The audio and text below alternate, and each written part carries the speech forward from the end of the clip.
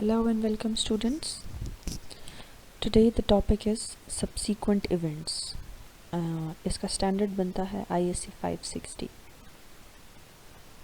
But before starting the video, I'd like to request you all to please like this video and subscribe my channel. Now the question is that which events are subsequent? सबसे पहले हमने ये पहचान करनी है कि subsequent events कहते किसको हैं, ये होते कौन से हैं।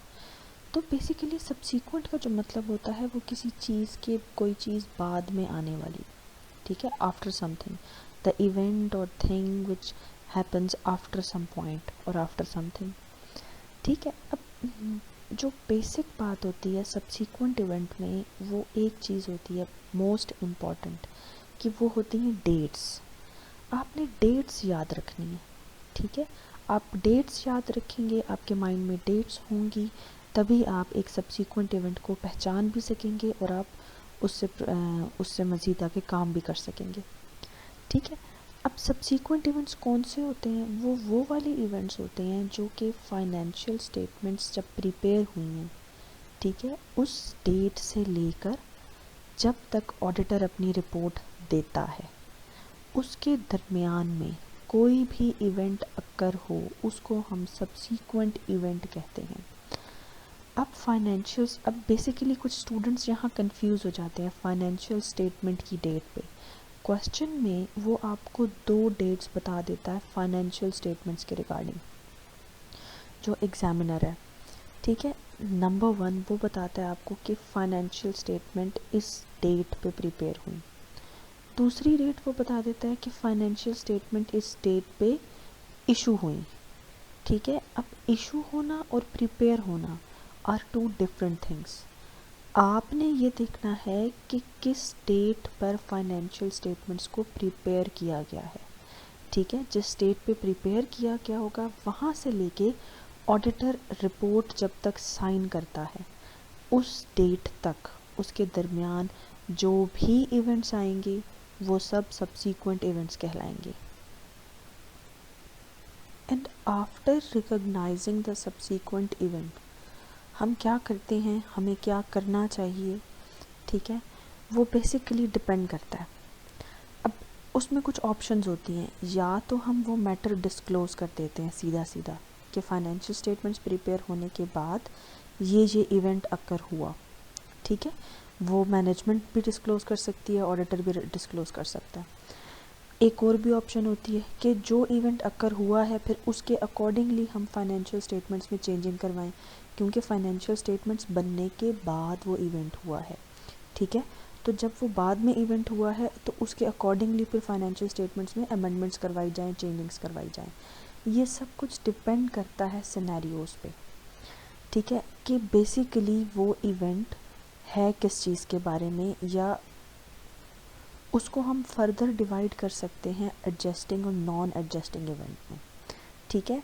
कि जो सबसे ज़्यादा जो एक परफेक्ट वे है उस सब्सीक्वेंट इवेंट को डील करने का, वो डिपेंड करता है 2 चीज़ों के ऊपर, कि either that subsequent event is adjusting event और non adjusting event. Okay, so what is adjusting events? Adjusting events हमारे पास हमेशा वो वाले सब्सीक्वेंट इवेंट्स होते हैं जिसका आपको एविडेंस रिपोर्टिंग डेट पे, यानी कि जब फाइनेंशियल स्टेटमेंट्स प्रिपेयर हुई हैं या जब ईयर एंड था तब उनका कोई ना कोई एविडेंस आपको नज़र आ सकता है, ठीक है। कोई ऐसा इवेंट अक्कर हुआ था रिपोर्टिंग डेट पे, या जो ईयर एंड है तब तक वो इवेंट अक्कर हो चुका था, उसके बाद ये इवेंट उसकी वजह से अक्कर हुआ है, वो फिर हमारे लिए एडजस्टिंग इवेंट होता है। नॉन एडजस्टिंग इवेंट बिल्कुल एक अलग चीज़ होती है, जिसका ईयर एंड पे कोई ताल्लुक़ नहीं होता है, जिसका ईयर एंड पे अक्कर होने का कोई क्लू नहीं मिल सकता आपको, वो हमारे पास नॉन एडजस्टिंग इवेंट्स होते हैं, ठीक है। अब जब अगर एडजस्टिंग इवेंट्स है, लेट्स सपोज कोई इवेंट अक्कर हुआ है और आपने देखा है कि उसका कोई ना कोई क्लू आपको फाइनेंशियल ईयर एंड पे या जब वो फाइनेंशियल स्टेटमेंट्स प्रिपेयर करी जा रही थी, उस डेट पे कोई ना कोई क्लू आपको मिल गया है तो वो एडजस्टिंग इवेंट है, आप उसके अकॉर्डिंगली फिर फाइनेंशियल स्टेटमेंट्स में अमेंडमेंट्स करवाएंगे। नॉन एडजस्टिंग में ये होता है कि आप फिर फाइनेंशियल स्टेटमेंट्स में अमेंडमेंट्स नहीं करवाते, आप जस्ट मैनेजमेंट को कहते हैं कि वो वाला इवेंट डिस्क्लोज़ कर दे, दैट्स इट। एडजस्टिंग इवेंट्स की अगर हम एग्जांपल्स की बात करें तो एडजस्टिंग इवेंट में ऐसे हो सकता है कि लेट्स से कि कोई रिसीवेबल जो था वो बहुत ज़्यादा लेट हो गया था, ठीक है, तो वो हमारे पास हमारा वो डाउटफुल रिसीवेबल बन चुका था ईयर एंड तक, और बाद में जाके हमें पता चला, ईयर एंड के बाद हमें जाके पता चला कि वो जिस कस्टमर से वो रिसीवेबल्स थे वो कस्टमर बैंकरप्ट हो गया, ठीक है, तो ये हमारा एडजस्टिंग इवेंट है। वो फिर हम वहाँ पे अकाउंट रिसीवेबल का जो अमाउंट है उसको हम एडजस्ट करेंगे, ठीक है। उसके बाद है कि कोई भी टैक्स लायबिलिटी सब्सीक्वेंट इवेंट के बाद अकर हुई है, ठीक है। अब टैक्स लायबिलिटी सब्सीक्वेंट इवेंट के बाद अगर अकर हुई है तो ऑब्वियसली वो टैक्स हमने किस पे देना है, वो हमने जो फाइनेंशियल स्टेटमेंट जो फाइनेंशियल ईयर में जितनी भी ट्रांजैक्शंस हुई हैं उनके ऊपर देना है हमने, ठीक है। तो उसका कोई लॉ वगैरह पास हुआ होगा उस टाइम ईयर एंड पे या उससे पहले, ठीक है। तो बेसिकली ये कनेक्ट कर रहा है फाइनेंशियल ईयर एंड पे या फिर रिपोर्टिंग डेट पे, ठीक है, तो वो हमारे पास एडजस्टिंग इवेंट बन जाता है। अच्छा, अब let's say non adjusting event. Non adjusting event में हमारे पास जो उसकी एग्जांपल्स होती हैं, इसमें हम एग्जांपल ये कह सकते हैं कि लेट्स से कि गवर्नमेंट की तरफ से कोई स्ट्राइक आ गई है, ठीक है, कोई या लेबर ने या एम्प्लॉयज़ ने स्ट्राइक कर दिया जिसकी वजह से आपको कोई लॉस हुआ है, तो वो हमारे पास नॉन एडजस्टिंग इवेंट है। इसका ईयर एंड पे या पूरे फाइनेंशियल ईयर पे से इसका कोई ताल्लुक़ नहीं है, ठीक है। या आपने नॉन करंट एसेट आपको ईयर एंड के बाद आपको कोई आपने चेक किया या कहीं से ऑफ़र आई, आपको किसी एक अच्छी प्राइस में नॉन करंट एसेट मिल रहा है, आपने वो परचेज़ कर लिया, तो वो भी फिर हमारे पास नॉन एडजस्टिंग इवेंट है। इनके सिर्फ डिस्क्लोजर्स होते हैं, इस पे ये आप पे आपकी ये ड्यूटी बिल्कुल भी नहीं होती कि आप इसके अकॉर्डिंगली आप फाइनेंशियल स्टेटमेंट्स में अमेंडमेंट्स करें या कुछ इस तरह से करें। अब हमारे पास ऑडिटर की रिस्पॉन्सिबिलिटी क्या, एक ऑडिटर की रिस्पॉन्सिबिलिटी क्या बनती है रिगार्डिंग सब्सीक्वेंट इवेंट्स। अब ऑडिटर के पास दो ऑप्शंस होती हैं, या तो उसकी एक्टिव ड्यूटी बनती है या उसकी पैसिव ड्यूटी बनती है। Now what is active duty and what is passive duty. Active duty के अंदर let me explain first what is active duty and passive duty. Active duty में ऑडिटर की ये ड्यूटी है कि उसने एक तो फाइनेंशियल स्टेटमेंट्स में अमेंडमेंट्स करवानी है, चेंजिंग्स कराने हैं, डिस्क्लोजर्स देने हैं, और प्रॉपर एक जो मेन चीज़ है कि प्रॉपर उसने ऑडिट के प्रोसीजर्स अप्लाई करने हैं। उसके बाद उसने डिस्क्लोजर्स या अमेंडमेंट्स या जो भी करवाना है वो करवाएगा, बट पहले वो ऑडिट प्रोसीजर्स अप्लाई करेगा, ठीक है। पैसिव ड्यूटी में वो डिस्क्लोजर्स वगैरह तो देता है ऑडिटर, बट वो उसकी ये रिस्पॉन्सिबिलिटी बिल्कुल नहीं होती, ये ड्यूटी बिल्कुल नहीं होती कि वो ऑडिट प्रोसीजर्स भी अप्लाई करे, ठीक है। तो मेन डिफरेंस जो है active duty and passive duty में वो हमारे पास आता है ऑडिट प्रोसीजर्स का, ठीक है। अब हम चलते हैं इस तरफ कि कब एक ऑडिटर की एक्टिव ड्यूटी होती है एंड कब पैसिव ड्यूटी होती है। तो लेट्स से अगर कोई इवेंट अकर होता है ईयर एंड से लेके ऑडिट रिपोर्ट डेट तक, मतलब इसका मतलब ये है कि जब लेट्स से अगर किसी कंपनी का ईयर एंड 31 दिसंबर है, ठीक है, और ऑडिटर ने अपना पूरा काम करके जो ऑडिट की रिपोर्ट साइन की है वो 15 मार्च को साइन की है, तो उस 31 दिसंबर से लेके 15 मार्च के पीरियड को हम एक्टिव ड्यूटी कहेंगे कि वहाँ पर उसकी एक्टिव ड्यूटी है। अगर इस पीरियड के दौरान कोई भी इवेंट अक्कर होता है तो ऑडिटर ने उसका बाकायदे तौर पे पूरा एक ऑडिट प्रोसीजर्स अप्लाई करके उसके बाद उसने कुछ जो भी अपना ड्यूटी परफॉर्म करनी है, डिस्क्लोजर्स देने हैं, अमेंडमेंट्स देने हैं, वो दे सकता है, बट पहले वो ऑडिट प्रोसीजर्स अप्लाई करेगा, ठीक है।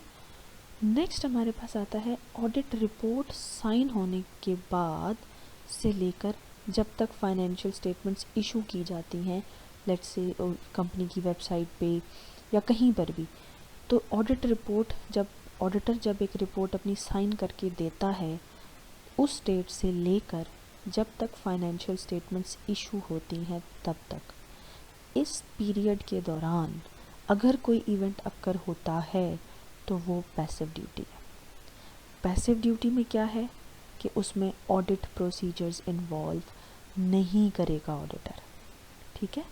और उसके बाद लास्ट पॉइंट हमारे पास है कि जब फाइनेंशियल स्टेटमेंट्स इशू हो जाएं, उसकी वेबसाइट पे या कहीं पर भी जब फाइनेंशियल स्टेटमेंट्स इशू हो जाएं, उसके बाद अगर कोई इवेंट अक्कर होता है तब भी ऑडिटर की पैसिव ड्यूटी बनती है, एक्टिव ड्यूटी बिल्कुल नहीं बनती, ठीक है। तो this was the difference between active duty and passive duty regarding subsequent events. Okay, अभी हमने बात की active duty and passive duty की।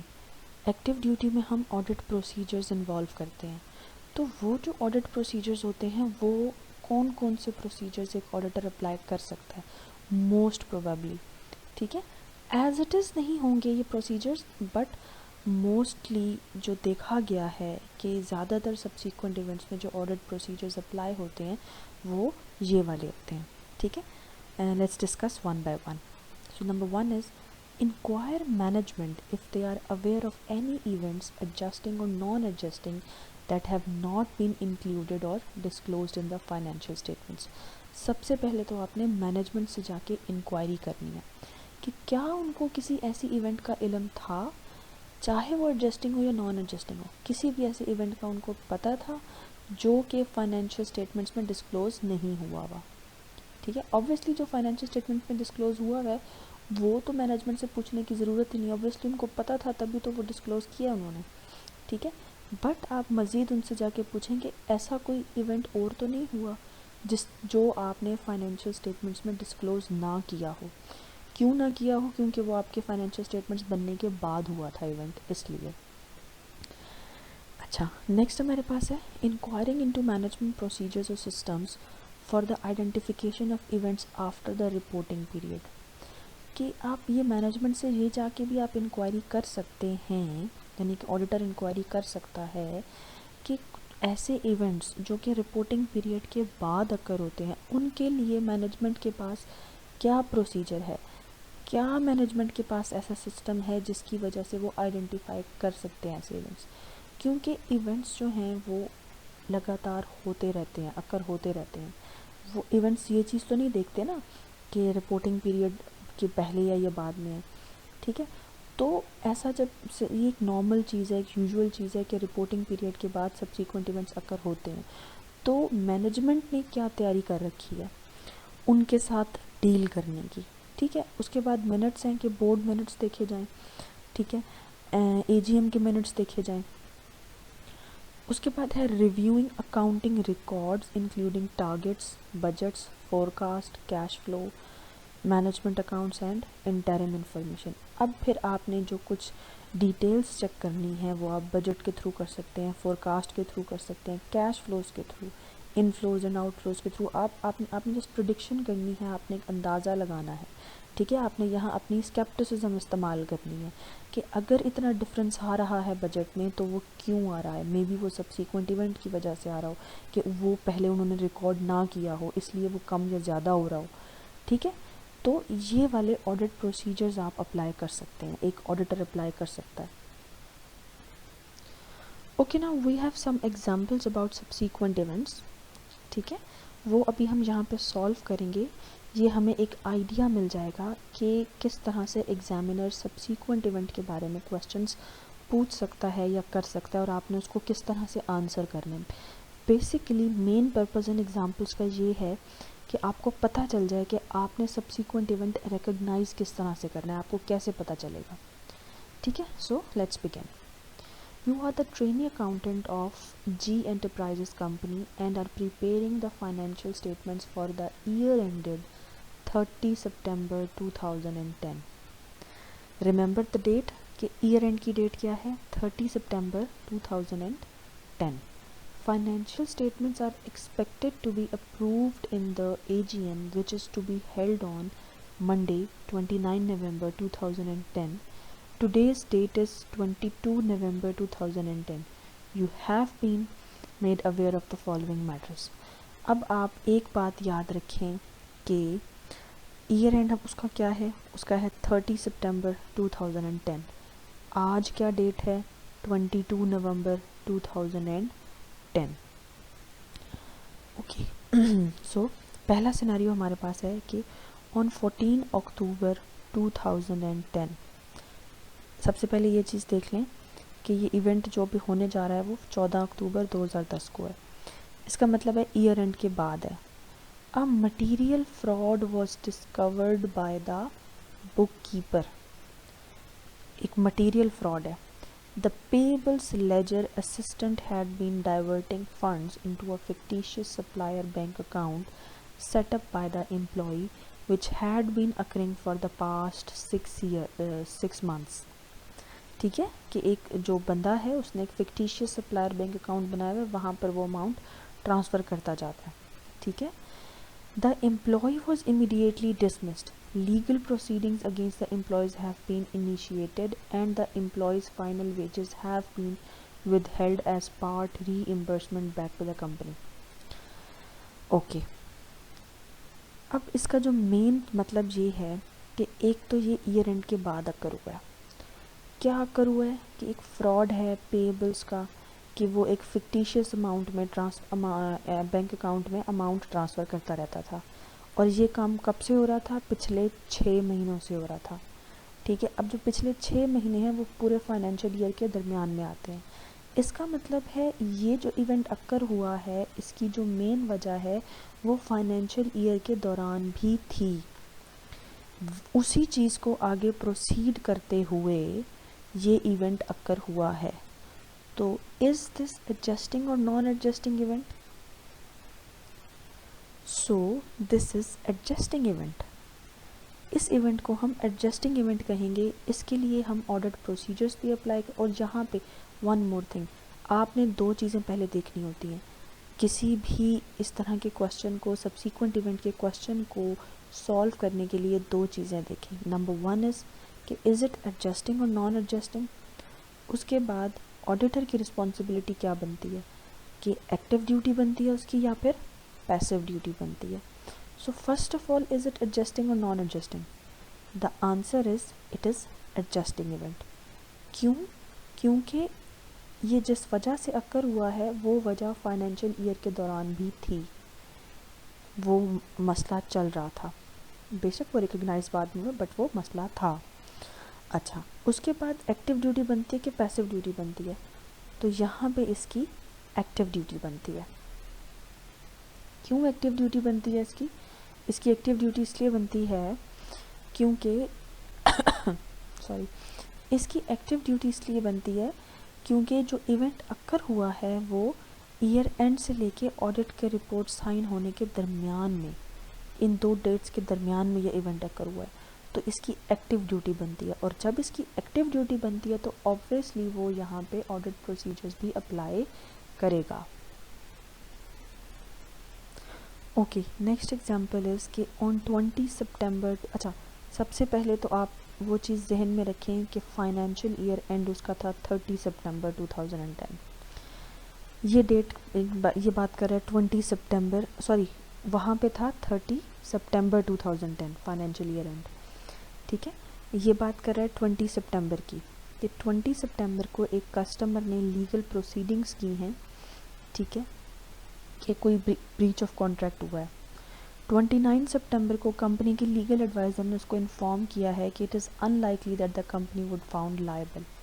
इसलिए उन्होंने कोई प्रोविज़न नहीं बनाया लेकिन डिस्क्लोजर दे दिया था. बट 29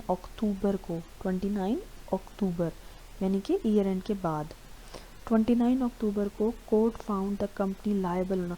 कोर्ट ने कंपनी को लायबल कर दिया है कि अब वो डैमेजेस पे करेगी कंपनी. ठीक है. अब क्वेश्चन ये है, फिर वही 2 बातें आ जाती हैं कि इज़ इट एडजस्टिंग और नॉन एडजस्टिंग, और एक्टिव ड्यूटी बन रही है या पैसिव ड्यूटी बन रही है। तो सबसे पहले तो जो कस्टमर ने जब लीगल क्लेम शुरू किया था वो 20 सितंबर को किया था, और कंपनी की फाइनेंशियल ईयर एंड जो डेट थी वो 30 सितंबर थी। ठीक है, तो यहाँ से तो बात क्लियर हो गई कि ये एडजस्टिंग इवेंट है। ठीक है, और उसके बाद अब जब पता कब चला है 29 अक्टूबर को, तो अभी रिपोर्ट ऑडिटर ने साइन नहीं की, बट फाइनेंशियल ईयर एंड के बाद की बात है ये। तो ये वाला जो टाइम पीरियड है, यहाँ पे ऑडिटर की एक्टिव ड्यूटी बनती है।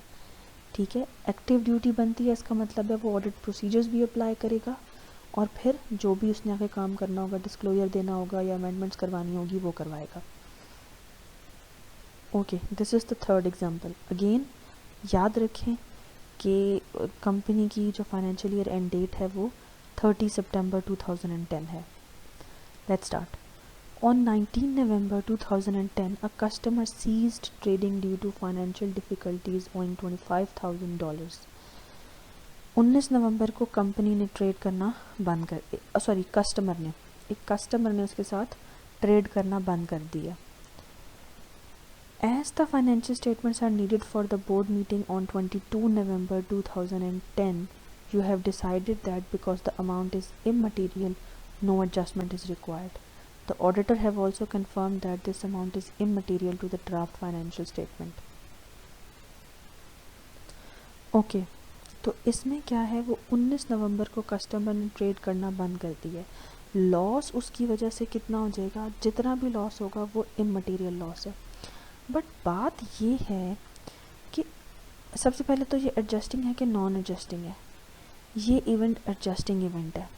ठीक है, कस्टमर ने ये जो उसकी डील हुई थी वो फाइनेंशियल ईयर के दौरान हुई थी। ठीक है, अच्छा, अब सबसे पहली बात है ये एडजस्टिंग इवेंट है। एडजस्टिंग इवेंट के बाद चाहे वो मटेरियल हो या इममटेरियल हो, आपने अमेंडमेंट्स, यानी एक ऑडिटर ने अमेंडमेंट्स करवानी है। क्यों करवानी है? क्योंकि अगर वो अमेंडमेंट्स नहीं करवाएगा तो जो उसका रिसीवेबल अमाउंट है बैलेंस शीट में वो ओवरस्टेट कर जाएगा। ठीक है, और जब एक चीज़ ओवरस्टेट कर रही है तो फिर वो ट्रू पिक्चर नहीं दिखा रही। तो सबसे पहले तो हम वहाँ पे अमेंडमेंट्स करवाएंगे, डिस्क्लोजर्स तो देंगे ही देंगे, साथ में अमेंडमेंट्स भी करवाएंगे। ठीक है, और अमेंडमेंट्स कैसे करवाएंगे हम? प्रॉपर ऑडिट प्रोसीजर्स अप्लाई करने के बाद। क्यों करेंगे ऑडिट प्रोसीजर्स अप्लाई? क्योंकि हमने इसको हमने आइडेंटिफाई किया है कि ये एडजस्टिंग इवेंट है। ठीक है, एक तो ये कब अकर हो रहा है ये, और यहाँ पे उसकी एक्टिव ड्यूटी भी बनती है। क्यों? बिकॉज ये फाइनेंशियल ईयर एंड और ऑडिट का जब रिपोर्ट साइन होनी है उसके दरमियान ये इवेंट अकर हुआ है। तो I hope with all these examples subsequent events are now clear to you.